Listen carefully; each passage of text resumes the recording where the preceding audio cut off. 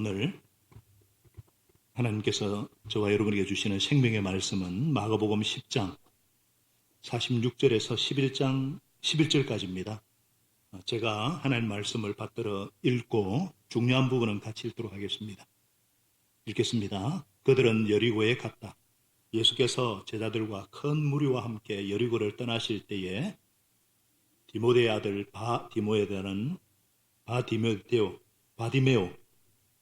바디메오라는 눈먼 거지가 길가에 앉아 있다가 나사렛 사람 예수가 지나가신다는 말을 듣고 다윗의 자손 예수님 나를 불쌍히 여겨 주십시오 하고 외치며 말하기 시작하였다. 그래서 많은 사람이 조용히 하라고 그를 꾸짖었으나 그는 더욱더 큰 소리로 외쳤다. 다윗의 자손님 나를 불쌍히 여겨 주십시오.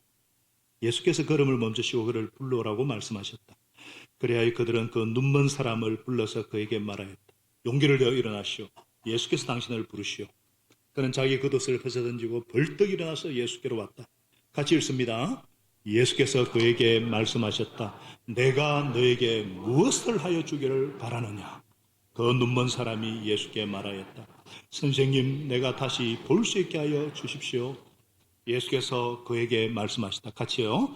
가거라, 내 믿음이 너를 구원하였다. 그러자 그 눈먼 사람은 곧 다시 보게 되었다. 그리고 그는 예수가 가시는 길을 따라 나섰다. 제가 읽을게요. 그들이 예루살렘에 가까이에 곧 올리브산에 있는 벳바기와 베다니 가까이에 이르렀을 때에 예수께서 제자들을 보내시며 그들에게 말씀하셨다. 너희는 맞은편 마을로 가거라. 거기에 들어가 보면 아직 아무도 탄 적이 없는 새끼 나귀 한 마리가 메어 있을 것이다. 그것을 풀어서 끌고 오너라. 어느 누가 왜 이러는 거요? 하고 물으면 주님께서 쓰시려고 하십니다. 쓰시고 나면 지체 없이 이리로 돌려보내실 것입니다. 하고 말하여라. 그들은 가서 새끼 나귀가 바깥 길 쪽으로 나 있는 문에 메어 있는 것을 보고 그것을 풀었다. 거기에 서 있는 사람들 가운데 몇 사람이 그들에게 물었다. 새끼 나귀를 풀다니 무슨 짓이요? 제자들은 예수께서 일러주신 그대로 말하였다. 그러자 그들은 가만히 있었다. 제자들이 그 새끼 나귀를 예수께로 끌고 와서 자기들의 겉옷을 그 등에 걸쳐 놓으니 예수께서 그 위에 올라타셨다. 많은 사람이 자기들의 겉옷을 길에다 폈으며 다른 사람들은 길에서 잎 많은 생나무 가지들을 꺾다가 길에다가 깔았다. 그리고 앞에 서서 가는 사람들과 뒤따르는 사람들이 외쳤다. 호산나 복되시다. 주님의 이름으로 오시는 분 복되다. 다가오는 우리 조상 다윗의 나라여 더없이 높은 곳에 호산나. 같이 읽어요. 예수께서 예루살렘에 이르러 날이 이미 저물었으므로 12 제자와 함께 베다니로 나가셨다. 아멘. 오늘 이 말씀을 근거로 해서 평화를 맛보고 누리려면 이러한 제목으로 하나님의 말씀을 나누겠습니다. 제목이 뭐라고요? 평화를 맛보고 누리려면. 이 평화, 화평, 평강, 평안 이런 단어는 참 우리가 좋아하고 바라는데 말이죠. 요즘같이 사건 사고가 연일 터지고 나쁜 소식들이 많이 들리는 때에 국제관계뿐만 아니라 나라에도 평화가 있어야 되고 교회에서도 평화가 있어야 하겠고 가정에도 평화가 있어야 합니다. 그런 점에서 우리 예수 믿는 사람들은 아주 유리한 위치에 서 있어요. 평화를 누리고 평화를 나누어 줄 수 있는 사람들입니다. 왜냐? 우리가 섬기는 예수님이 평화의 왕이시기 때문입니다. 예수 그리스도는 우리의 평화이십니다. 할렐루야. 하나님과 원수된 것을 십자가로 소멸하신 평화의 왕이십니다. 그래서 예수님이 탄생하실 때에 보통 때는 보이지 않던 허다한 천군 선사들이 큰 소리로 나타나 외쳤습니다. 더없이 높은 곳에서는 하나님께 영광이요 땅에서는 주님께서 좋아하시는 사람들 중에 평화로다. 예수님이 평화의 왕으로 오셨기 때문에 이 예수님을 주님으로 모시는 우리들은 평화의 백성들입니다. 그래서 우리는 평화를 누릴 수 있고 평화를 나눠줄 수가 있습니다. 끄떡끄떡 하시는데 그럼에도 왜 평화를 누리지 못하는 분이 혹 계십니까? 저도 평화를 얻을 때가 있어요. 목사라고 늘 평안이 넘치는 거 아닙니다. 평강을 놓칠 때가 많습니다. 그래서 오늘 우리가 정말 참된 평화를 맛보고 이웃과의 화평의 관계를 회복할 힘을 얻고자 이 예배 자리에 나오신 줄로 믿습니다. 우리가 그렇다면 평화를 누리지 못하는 이유가 무엇인가? 어떻게 하면 평화를 누릴 수 있을까? 첫째로 기대해야 합니다. 뭐라고요? 기대해야 됩니다. 무슨 말이에요?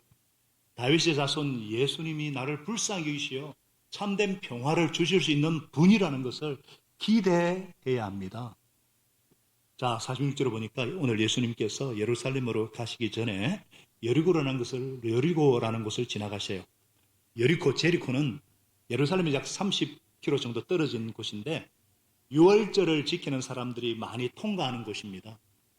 그러니까 제사를 지내려고 많은 사람들이 점을 가지고 막 이러잖아요. 그러니까 거지들도 거기에 많이 모여가지고 구걸 행각을 벌였을 것 같아요.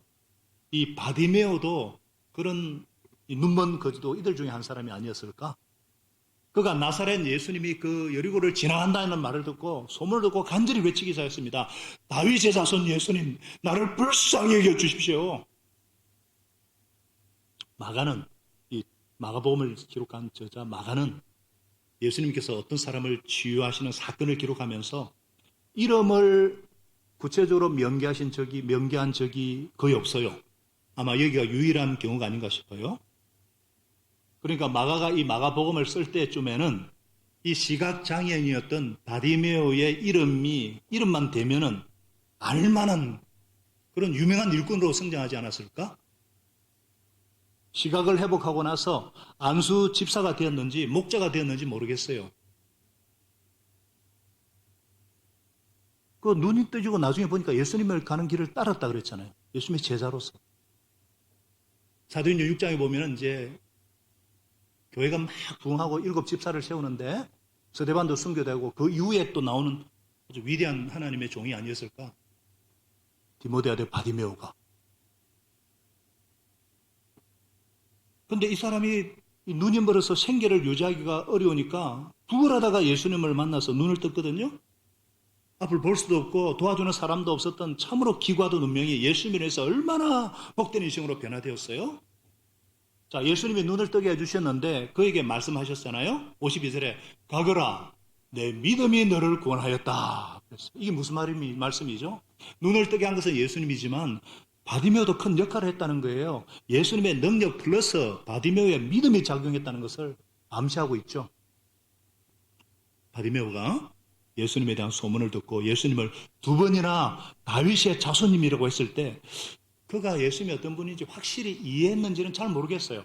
그러나 한 가지 틀림없는 것은 바디메오의 마음에 예수님께서 나를 고쳐주실 수 있는 분, 내 눈을 뜨게 하실 수 있는 분, 내게 참된 평화와 구원을 주실 수 있는 분, 이런 기대가 있었다는 것입니다. 그렇기 때문에 조용히 하라는 말에도 사람들의 그 말에도 악을 쓰면서 더 큰 소리로 외쳤던 거예요. 그래서 우리가 하나님의 능력을 체험하고 기도응답을 받으려면 기대가 있어야 합니다. 뭐라고요? 기대가 있어야 돼요. 이게 내가 원하는 대로 꼭 기도하는 대로 이루어질 것 하는 그런 기대만 의미하는 게 아니에요. 사실 우리가 기도한 대로 안 된 적도 많이 있죠. 그러나 우리가 기도할 때는 하나님께서는 내가 기도하면 절대 무시하지 않으실 것이다. 이런 기대입니다. 하나님께서는 무엇이든지 하실 수 있는 분이십니다. 하나님께서는 나의 최선을 원하시고 최선의 것을 주실 것이다. 이 응답받는 기도에는 항상 이런 기대가 담겨 있어요. 물론 이제 하소연하는 기도도 필요하고 때로는 이렇게 조용히 대화하는 기도도 해야죠. 그러나 뭔가를 정말 받기를 원하신다면, 뭔가를 얻기를 원하신다면 기대감을 가지고 하나님께서 내 기도를 절대로 무시하지 않고 전능하신 하나님께서 내가 생각지도 못한 방법으로 내게 최선을 주시리라는 기대를 갖고 기도하는 저와 여러분 될 수 있기를 바랍니다. 자, 예수님께서 바디메오에게 하신 질문이 뭐예요? 내가 너에게 무엇을 하여 주기를 원하느냐? 아니, 시각장애인이 나를 좀 도와달라면 그러면 눈 뜨는 것쯤을 몰라서 예수님 이런 말씀하셨을까요? 예수님은요, 우리의 마음이 얼마나 복잡한지 잘 아십니다. 입으로 원하는 것과 마음으로 원하는 거랑 다를 경우가 많아요. 예를 들어서 내가 나이가 많아 늙은 후에 아이고 내가 늙었으니 일찍 죽어야지, 그 거짓말인 거 아시죠? 장사하는 사람이 이거 미치고 파는 건데 거짓말인 거 아시죠? 아이고 처녀가 이제 아이고 난 시집 안 갈 거다. 요즘은 뭐 그거는 모르겠어요. 어쨌거나 입으로 말하는 소원하고 마음의 소원이 달라요. 좀 편찮은 분이, 몸이 아픈 분이 다 낫기를 원하지만 마음으로 원치 않는 분도 계십니다. 져야 될 책임이 두렵기 때문에. 교회도 마찬가지거든요. 부흥을 원하지 않는 성도가 있겠어요? 우리 교회가 부흥하기를 원합니다. 말은 하는데 속으로 원치 않는 분들이 많습니다. 많이 와가지고 가족적인 분위기 깨는 것이 싫습니다. 또 내 영향력이 줄어드는 것도 싫어요. 그것도 어떻게 다 케어해? 겁이 나서 말로는 뭐 부흥 원한다지만 마음으로 원치 않기 때문에 전도도 하지 않고 교회가 부흥하지 않는 것입니다. 목장도 마찬가지죠. 우리끼리 그냥. 우리가 정말 응답받고 주님 주시는 평화를 맛보려면 내가 분명한 소원을 가져야 됩니다. 정말 마음으로. 그래서 주님께서 내가 너에게 무엇 해주기를 원하느냐? 주님, 저는 이거 해주기를 원합니다. 분명한 소원이 있어야 돼요. 제겐 간절한 소원이 있습니다. 넓게는 정말 하나님의 영광을 보고 싶은 것이고, 가장 가까이는 이번 가을 부흥회에 VIP 21분을 보내주십시오. 그들의 영적인 눈이 떠지고 행복한 신앙생활의 비결을 발견하고 우리 교회 영적 필요가 채워지는 성령님의 강력한 역사를 경험하고 싶습니다. 저는 간절한 소원이 있어요. 21분이 오려면요, 그냥 안 와집니다. 매주 20분 이상 접촉을 하고 만나든지 차를 먹든지 동화를 하든지 그렇게 해야지 18, 19, 20일로 오지 그냥 안 하지거든요. 저는 정말 그런 소원이 있어요. 자, 이를 위해서는 바디메오처럼 끈기 있게 기도해야 됩니다. 바디메오가 다윗이 자신 예수님 나를 불쌍히 여겨 주십시오 몇 번 외쳤을 때 보면 예수님이 그냥 막 지나치거든요. 만일 그가 에이 지나갔으니까 끝이고 나고 그냥 주저앉았으면 눈 못 떴죠. 주위에서 좀 조용히 하라 막 시끄럽다 핀잔을 줬을 때 에이 그러면 그렇지 내가 뭐 이랬으면 눈 못 떴죠. 근데 그럼 끝까지 악을 썼습니다. 다윗의 자손 예수님 나를 불쌍히 여겨주십시오. 다윗의 자손 예수님 나를 불쌍히 여겨주십시오. 그래서 눈을 뜬 거예요. 그리고 그는 눈을 뜬 뒤에 주님 가시는 십자가의 길, 영광스러운 제자의 길을 따라갔습니다. 우리도 분명한 소원과 끈기 있게 기도해야 돼요. 소원을 가질 뿐 아니라 끈기 있게 기도해야 되는데 왜냐? 어떤 때는 하나님께서 우리에게 최선을 주기 원하시기 때문에 또 최선의 때를 아시기 때문에 기도해야 돼요. 또 내가 말하는 소원이 참된 소원인지 진짜 소원이라면 이게 올바른 동기로 구하고 있는 것인지 자신을 성찰하기를 주님이 원하시는지도 몰라요. 올바른 기도 제목, 올바른 동기로 하기를 원하셔서 더 끈질기게 구하시기를 바라시기도 하고 또 기도응답을 막는 어떤 이런 요소들을 제거하기 위해서라도 끈기가 필요하잖아요. 영적인 거침돌이나 어떤 문제가 있을 때는요, 부탁을 해서 같이 기도 제목도 나누고 합심 기도하고 어떨 때는 금식 기도하고 어떨 때는 철야 기도하고 통성 기도하는 이유가 바로 여기 있습니다. 기도의 분량이 쌓여야 할 때가 있습니다.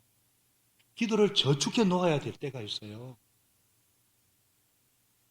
이게 쌓이고 쌓일 때 어떤 장애 요소를 극복하는 힘이 생겨서 응답이 올 줄로 믿습니다. 저와 여러분이 분명한 소원을 가지고 기대감을 가지고 끈질기게 기도해서 하나님의 능력을 체험하고 기도 응답에서 오는 참된 평화를 맛볼 수 있기를 소원합니다.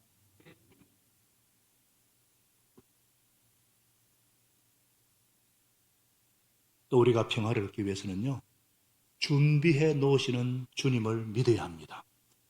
자, 예수님께서 11장 1절에 예루살렘을 향한 행진을 계속하십니다. 당신 앞에 놓인 십자가를 회피하지 않고 적극적으로 하나님의 뜻에 순종코자 하셨어요. 예루살렘에서 약 2.5km 떨어진 올리브 산기슭에 벳박의 마을, 베다니 마을에 들어섰습니다. 먼저 예수님이 제자 둘을 보내시면서 맞은편 마을로 가고 거기 들어가 보면 아직 아무도 탄 적이 없는 새끼 나귀 한 마리가 매어 있을 것이다. 풀어서 끌고 오느라. 누가 왜 그러는 거예요 하면은 주님께서 쓰시려고 하십니다. 쓰고 나면 보내줄 거다 말아요. 그래서 제자들이 가서 나귀 새끼가 매는 것을 보고 풀어봤어요. 그러자 주인이 나귀 새끼 풀어서 웬일이요? 제자들은 예수 밀려주신 그대로 주님께서 쓰시려고 하십니다 하고 말하니까 그들이 가만히 주워 데리고 왔어요. 여러분, 제자들이 나귀 새끼를 가져오는 과정을 보면 모든 것이 예수님의 말씀대로 이루어지는 것을 알 수가 있죠. 이미 나귀 새끼가 예수님에 의해 준비되어 있었고 그 주인은 순순히 나귀를 내어줍니다. 우리 주님은 당신의 뜻을 이루기 위해서 모든 것을 준비해 놓으시는 분이심을 볼 수 있습니다. 마가복음 6장 7절에 우리가 배웠잖아요. 예수님이 제자들을 둘씩 짝을 지어 전도 보내실 때 그냥 보내지 않고 준비시켜 보내셨어요. 질병을 고치고 귀신을 쫓는 권능을 주신 다음에 보내셨어요. 또 연약하고 두려워 떠는 제자들에게 너희는 예루살렘과 온 유대와 사마리아 땅 끝까지 내 정이 될 것이다 했을 때 제자들의 눈앞이 캄캄했을 거예요. 이들은 땅 끝은커녕 자기 나라 바깥도 가본 적이 없는 촌놈들이니까. 그러나 예수님께서 성령이 너에게 임할 것이다. 성령님께서 너희와 함께 가실 것이니까 염려하지 마라. 우리 예수님은 언제든지 준비하시는 분이십니다. 그래서 우리는요, 내가 하는 일이 하나님의 뜻이다. 하나님이 원하시는 일이다. 이런 확신이 드시면 염려할 필요가 없어요. 준비하시는 하나님께서 저와 여러분에게 일을 해결할 능력을 주시든지 꼭 필요한 준비된 사람을 보내주시든지 환경을 바꿔 주셔서 반드시 일이 되도록 하십니다. 우리 하나님은 준비하시는 분이시기 때문입니다. 그래서 창세기 20장 14절에 하나님은 준비하시는 하나님 여호와 이래 준비하시는 여호와시다. 할렐루야. 제가 미래로 교회 담임으로 부임할 때 이미 원로 목사님께서 가정교회를 시작하셨고 이렇게 예배당도 멋있게 건축을 다 해놓으셨어요. 준비해 놓으셨어요. 또 준비된 일꾼들이 있었습니다. 제가 할 일은 성경적인 건강한 교회를 세워가는 일에 단순하게 순종하기만 하면 되는 것이었어요. 그래서 제가 어제 우리 한동욱 우리 123 기도 요원 우리 팀장님, 장로님께 우리 47분의 123 기도 요원들께 이런 기도 제목을 부탁했습니다. 주님, 구목사가 단순하게 성경을 이해하고 단순하게 순종해서 하나님의 말씀을 쉽게 전하게 해 주십시오. 단순한 이해와 단순한 순종이거든요. 왜? 하나님은 준비하시는 분이시니까. 그래서 우리는 뭐 일이 될까 안 될까 뭐 너무 염려하는 데 시간을 많이 씁니다. 평강이 없어요. 그런 조바심을 없애버리고 일이 될까 안 될까 보다는 우리가 집중해야 될 것이 어디냐? 내가 원하는 정말 하나님의 뜻인가? 하나님이 원하시는 것이냐? 하나님이 원하시는 방법이냐? 이것을 정하는 데 시간을 많이 써야 돼요. 이것이 결정되고 나면 그 다음에는 근심 끝! 이해가 되시는 분은 하면 근심 끝이에요. 그렇잖아요. 주님께서 쓰시려고 하십니다. 주님이 쓰시겠다고 하면 언제든지 내 모든 소유를 드리는 이 순종의 신앙은 너무나 아름다워요. 왜냐? 예수님은 본래 어떤 분이세요? 요한복음 1장 3절에 예수님은 본래 천지 만물을 창조하신 창조주십니다. 히브리서 1장 3절에 그 창조하신 만물을 지금도 말씀으로 붙잡고 계시는 분이십니다. 세상에 있는 모든 것이 예수님일 거예요. 필요하면 언제든지 쓰실 수 있는 분이시죠. 나귀 새끼 진짜 주인은 예수님이고 이 주인은 관리인에 불과해요.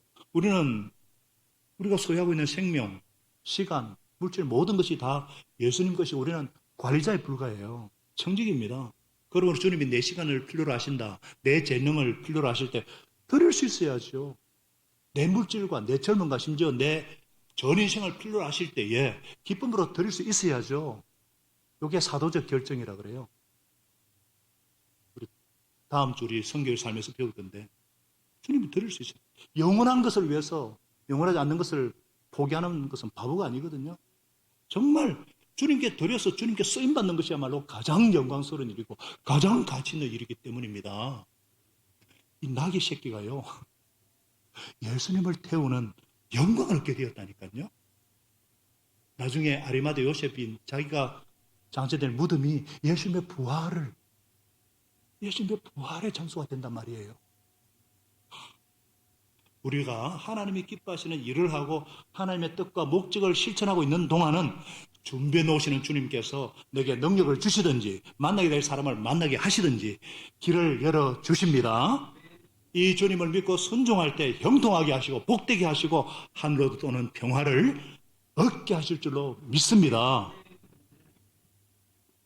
자, 예수님은요, 예루살렘 입성을 미리 다 준비하신 것을 볼 수가 있어요. 왜냐? 7절에 보니까 예수님이 나귀 새끼를 타시고 이제 입성을 하는데 이것은요, 당신이 구약에 예언되어 있는 바로 그 메시아라는 것을 상징적으로 보여주신 사건이에요. 예수님이 오시기 약 600년 전입니다. 600년 전이면은 임진왜란이 일어나기 전입니까? 600년 전에. 그때 할 동안 스가랴 선지자가 장조 오실 메시아에 대해서 이렇게 예언했습니다. 우리 스가랴서 9장 9절 한번 읽어볼까요? 600년 전에. 자, 시작. 도성 시온아 크게 기뻐하여라. 도성 예루살렘아 환성을 올려라. 내 왕이 내게로 오신다.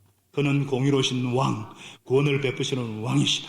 그는 온순하여서 낙이 새낀 어린 나귀를 타고 오신다. 600년 전에 지가 어떻게 알아요? 세상에나.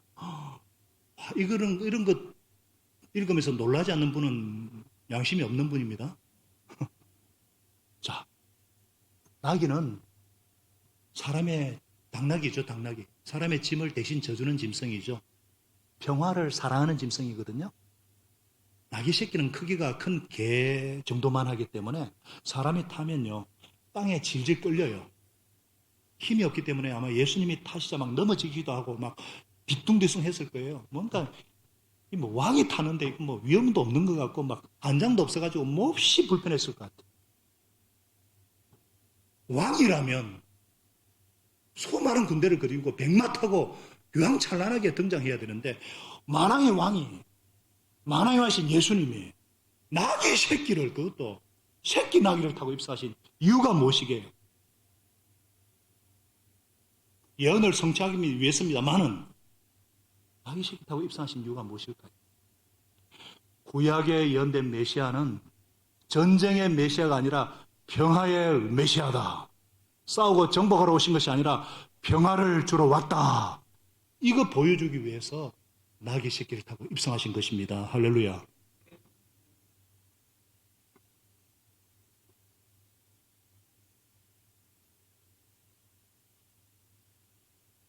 우리 예수님은 평화의 왕이십니다.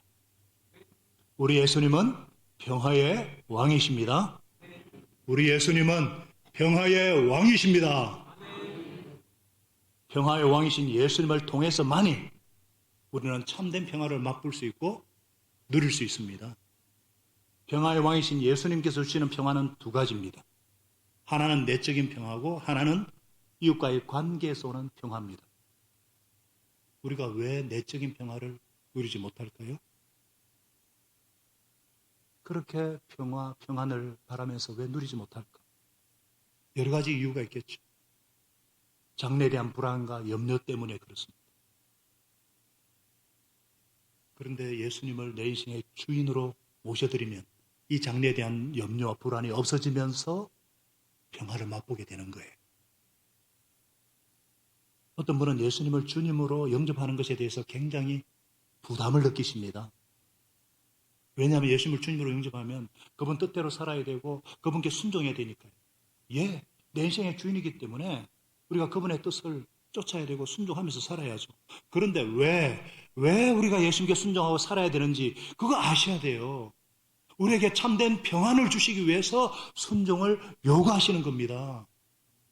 우리에게 참된 평안을 주기 위해서 순종을 요구하는 거예요. 마치 여러분이 히말라야 K2까지 안 가더라도 가보지 않은 험한 산에 등반을 간다고 한번 해보십시다. 가본 적도 없는 험준한 산에 올라간다는 거, 이거 자살행위잖아요. 누가 필요해요? 가이드가 필요해요. 그 산세를 잘 알고 지리를 잘 아는 안내자를 따라가야 평안하게 산꼭대기에 이룰 수가 있잖아요. 근데 안내자의 말을 안 듣는다든지 지시를 받지 않으면 망을짱 허실 것이죠. 떨어져서 크게 다치든지 길을 잃어 생고생합니다. 편안하게 가려면 그 산을 아는 안내자를 쫓아가야죠. 우리 인생이란 게 얼마나 험합니까? 예기치 않았던 지뢰 같은 위험이 곳곳이 앉아 있다가 펑펑 터집니다. 하나님께서 말씀으로 최고의 가이드이신 성령을 통해서 우리를 잘 이끌어서 평안으로 인도해 주시기 때문에 우리가 쫓아야죠. 우리가 따라가야죠. 하나님께서 우리를 너무나 잘 아시고 잘 보실 수가 있죠. 현재도 보시고 미래도 보십니다. 야, 저렇게 하면 위험한데? 저러면 신체 망치는데? 저렇게 하면 안 돼! 딱 보시고 나를 따라오라고 순종하라고 하시는 거예요. 그래서 우리가 평안을 맛보고 평안으로 가려면 순종해야죠. 쫓아야죠. 주님으로 영접하는 것이 부담이라고 느끼는 분이 혹 계시다면 오늘 이 시간 그 생각 깨끗이 없애버리시기 바랍니다. 주님께서 나를 따르라, 하나님께서 나를 따르라 하는 것은 평안을 주기 위해서라는 거 믿으시기 바랍니다.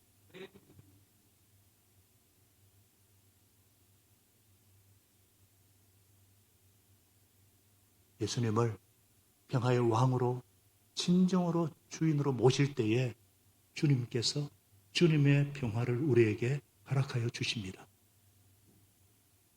우리가 또 왜 이웃과 화평하지 못하고 불화합니까? 그 중에 하나가 마음의 상처 때문에, 특별히 어릴 적에 받은 상처 때문에, 어릴 적에 성폭행에도 당했다면 그다음부터 상처가 깊이 남아서 남을 신뢰하지 못해요. 나에게 상처 준 사람에 대한 미움, 그걸 알면서도 나를 보호해주지 않은 부모님, 이런 운명을 갖게 한 하나님에 대한 원망, 이런 것 때문에 사람과 담을 쌓고 사람을 신뢰하지 못하고 옛날에 잠재되어 있던 그 분노가 조금만 건드려도 팡 하고 터지는 거예요. 이거 어떻게 치료합니까? 이거 어떻게 치료해요? 치료받지 않고는 참된 평안을, 이 평안이 있을 수가 없어요. 이웃과도 참된 평화가 있을 수가 없어요. 그런데 주님께서 바로 이런 것을 치료해 주십니다. 우리 주님께서 바로 이런 것을 치료해 주시고 평안을 주시고 평화를 주시기 위해서 오셨기 때문입니다. 예수님이 오시기 700년 전에, 서가랴보다 그 이전에 700년 전에 장초실 메시아에 대해서 이사야 선지자는 이렇게 예언했어요.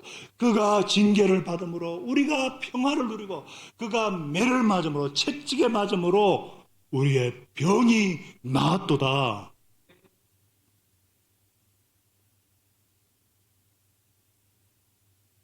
예수님은 창조주시고 만왕의 왕이시지만 죄인들을 겸손히 섬기기 위해 오셨습니다. 인생들의 죄짐을 지고 슬픔을 지고 고통과 상처를 싸매주시고 짊어지시기 위해서 고난을 겪으셨고 채찍에 맞으셨습니다.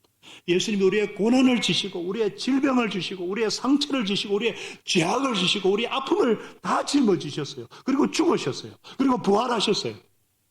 그래서 이분만이 우리 마음속에 있는 상처를 치료해 주실 수가 있으십니다. 용서라는 도구를 사용하셔서 회개라는 도구를 사용하셔서 우리를 근본적으로 치료하여 주시고 그로 인해서 이웃과도 화평하면서 살 수 있게 해주시는 것입니다.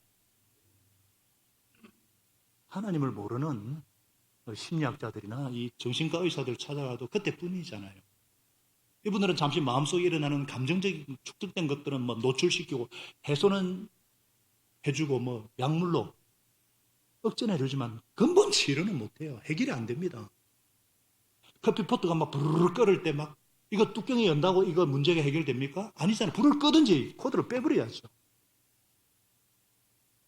근본적으로 이런 상처를 치유해 주시는 분은 예수님밖에 없습니다.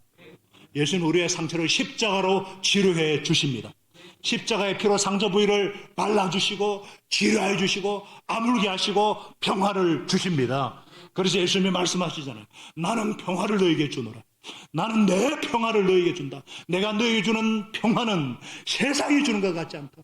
그러므로 너는 마음에 근심하지도 말고 염려하지도 말아라. My peace. 예수님의 안에 있는 그 평화. 예수님이 주시는 이 평화 없이 이 자리에 앉아 계신 분들이 있다면 조용히 한번 생각해 보십시오. 왜 평화가 없는지. 왜 평화가 없는지. 아직 예수님을 주님으로 영접하지 않으신 분들, 오늘 예수님 영접하시고 예수님께 맡기시기 바랍니다. 진실로 예수님을 신뢰하시기 바랍니다. 주님께 주시는 평화를 맛보시기 바랍니다. 우리 예수님은 평화의 왕이십니다. 예수님을 영접했지만 평화가 없으신 분들, 평화를 누리지 못하시는 분들은 왜 그럴까? 생각해 보시기 바랍니다. 잘못된 기대 때문은 아닌가? 아니면 내 뜻과 내 고집과 내 갈 길을 주장하는 자기 집착 때문이 고뇌하고 갈등하고 아파하지는 않는지 한번 잘 생각해 보시기 바랍니다. 그도 그럴 것이요. 9절에 호산나 복되시다. 주님의 이름으로 오시는 분 복되다. 다가온 우리 조상의 나라여 더없이 높은 것 호산나. 이 찬송은요 시편 118편 25절 28절에 기초한 노래입니다. 해마다 6월절만 되면은 수많은 유대인들이 예루살렘에 모여들어요. 네로 황제 시대는 270만이 모여들었다는 기록도 있어요. 다윗 같은 메시아가 나타나서 모든 원수를 몰아내고 이스라엘을 새롭게 건설할 그날을 꿈꾸면서 6월절을 지켰어요. 그런데 이날 드디어 이 찬송의 주인공이 나타난 것입니다. 그래서 예수님 만세, 예수님 만만세 하면서 얼마나 감격 가운데 외쳤을까? 이 제자들은 생애 최고의 너무나 제자 할 만 나지 않았겠어요? 아, 제자가 되면은 뭐 늘 굽는 거 많은데 이렇게 빛과 원적하고 막 찬란하고 와 이제 고난 끝. 뭐 그래 생각 안 했겠어요? 와, 누가 예수님 좌우편에 앉을까? 근데 이렇게 외치는 무리들이 전부 다 예수님 못 박으라고 다 떠난 거 아시죠? 예루살렘 입성하신 후에 실상이 전혀 다르게 전개되잖아요. 예수님은 배신당하시고 체포당하시고 고난당하시고 처형당하시고 제자들이 기다리는 산산이 부서지고 두렵고 황망해서 모두 다 흩어져요. 하나님의 계획은 좌절되고 실패한 것처럼 보입니다. 사탄이 승리한 것처럼 보였습니다. 정말 그렇습니까? 예수님은 십자가에서 부활하심으로 사탄을 패배시켰고 부활의 첫 열매가 되셨어요. 이스라엘 교회는 죄와 사단과 죽음을 깨부시고 승리하시는 구주가 되셨습니다. 영원히 다스리시는 왕이 되셨습니다. 여러분 잘 아셔야 돼요. 예수님은 자기 백성을 정치적인 분단에서 구원하시는 민족 해방자가 아니십니다. 안보적인 불확실성에서 구원하는 외교적 구원자가 아니에요. 정치적, 경제적 빈부 격차로부터 구원하는 경제적 구원자는 더더욱 아닙니다. 사회적인 부정부패에서 구원하는 민중 지도자도 아니에요. 그런 것은 하나님 나라가 임하면 그 다음에 따라오게 되는 거죠. 근본 문제가 뭐예요? 죄와 죽음 문제, 마귀. 이런 잘못된 기대와 잘못된 집착을 살펴보시고 고난은 하나님 나라의 전략입니다. 고난이 없으면 부활이 없어요, 여러분. 왜 예수님 따르는데 이렇게 고난이 생기는가? 이상하게 여기시면 안 돼요. 즐거워 기뻐하셔야 돼요. 왜냐하면은 진짜 하나님의 사람이기 때문에. 전혀 이해가 안 되는 듯이 이렇게 저를 보고 계시는데 선교에서 한번 공부해 보세요. 제가 10년 동안 설교할 때 그 고난은 축복이고 영광의 전주곡이고 그 얘기 했는데 전혀 처음 듣는 것처럼 그런 표정 지으면 저는 갈 곳을 잃어버려요. 그럼 잘못된 길에 집착을 내려놓으셔야 돼요. 그러시다면 정말 회개하는 아침 되시기 바랍니다. 번지수 잘못 짚으셨어요. 다시 한번 예수님을 내 삶의 주도권으로 모셔드리고 순종하는 삶 사시기 바랍니다. 예수님은 약속대로 오신 다윗의 자손이고 주 하나님으로 이름으로 오시고 계시는 만왕의 왕이시기 때문입니다. 이미 자기 백성을 죄로부터 구원하시는 왕이시고 사망과 죄로 승리하신 영광의 왕이십니다.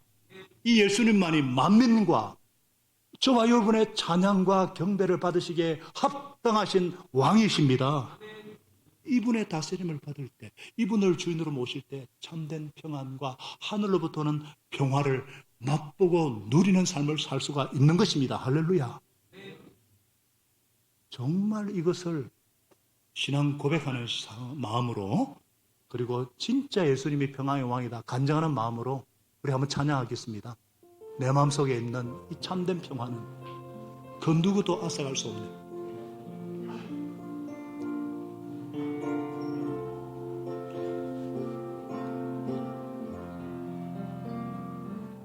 내 맘속에 있는 참된 이 평화는 누구도 알아볼 수 없네. 주님은 내 맘에 구주 되셨네. 오, 주 없이 살 수 없네. 오, 주 없이 살 수 없네. 오직 주께만 구원 있네. 주님 없는 세상 평화 없네. 오, 주 없이 살 수 없네. 2절 평화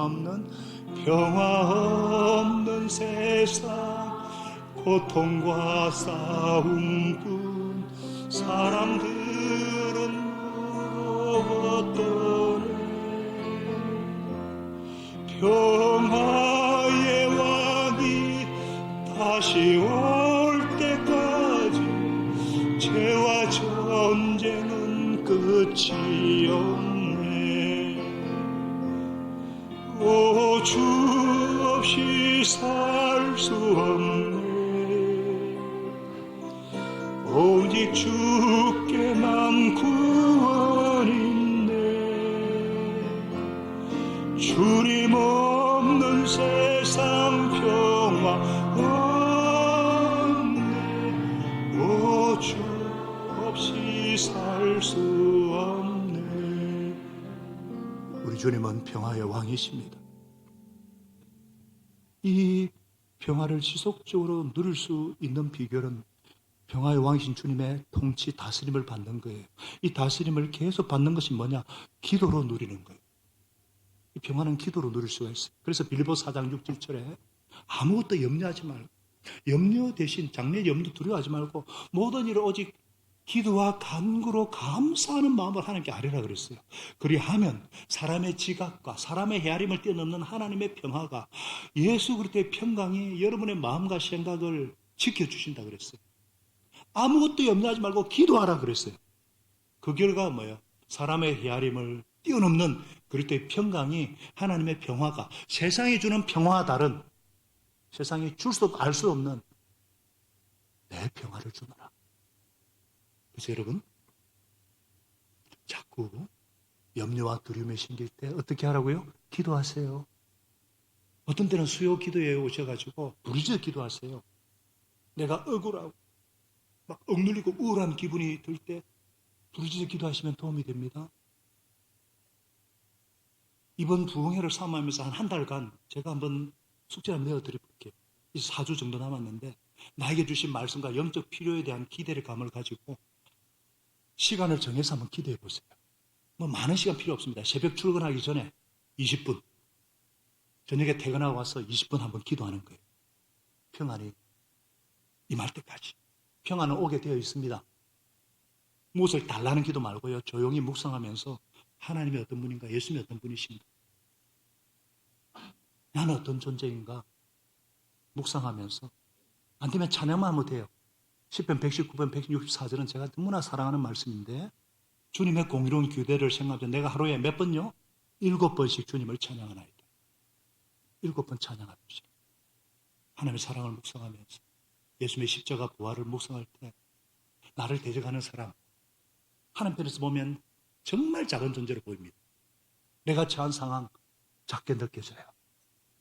그분의 강하심, 그분의 위대하심, 그분의 크심을 알 때 나의 작음을 알게 되고 염려 근심 사라집니다.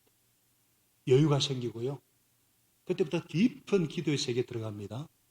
길게 기도하게 됩니다. 기도가 쌓입니다. 어떤 환경과 상황도 문제가 되지 않습니다. 세상이 줄 수 없고 빼앗을 수 없는 평화, 주님 주시는 평안, 평강을 맛보고 이웃과도 평화하게 되는 거예요. 상황과 여건이 너무나 우리를 기도하지 못하게 만듭니다. 너무나 바쁘게 만들고 너무나 세상 소식에 정신이 없어요. 그래서 교회당에 와서 교회 와서 부르짖어 기도하는 거예요. 오늘 11절에 예수님이 성전에 들어가시잖아요. 교회는 만민이 기도하는 집이에요. 교회는 거룩하신 하나님의 영이 임재하는 곳입니다. 교회는 하나님과 불화했던 죄인들이 하나님께 나와 용서의 은혜를 드리고 하나님과 바른 관계성을 맺는 곳입니다. 교회는 하나님의 말씀을 공부하는 곳이에요. 교회는 하나님의 음성을 듣고 기도하는 곳입니다. 예배당에 나오셔서 기도하십니다. 주님께서 이 교회를 세우신 목적대로 복을 받고 복의 통로가 되기 위해서, 평안을 맛보고 평화의 복음을 전하기 위해서 그 목적에 시선을 집중할 때 하나님께서 덤으로 주는 것이 신앙생활로는 기쁨이요, 변화요, 평화요, 행복인 줄로 믿습니다. 우리가 구하지 않은 것까지 넘치게 응답하실 참 좋으신 하나님, 평화의 왕 되신 예수님을 찬양합니다. 기도하겠습니다. 하나님 아버지, 저에게 주신 축복이 참으로 많지만 당신의 자녀들에게 평안을 선물로 주심을 감사합니다.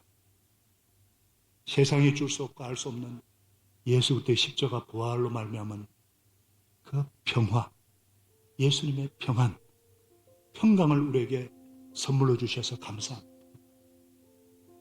이 평화를 맛보지 못하는 분들이 있다면, 평안을 맛보았지만 잃어버린 분들이 있다면 오늘 이 시간 결단하게 하시고 근심과 갈등과 고통 가운데 인생을 낭비하지 않도록 주님이 도와주옵소서. 주님을 내 신생의 주인으로 모시게 하여 주옵소서. 평화의 왕 주님의 다스림 받게 하여 주옵소서. 주님의 나라를 먼저 구하게 도와주시옵소서.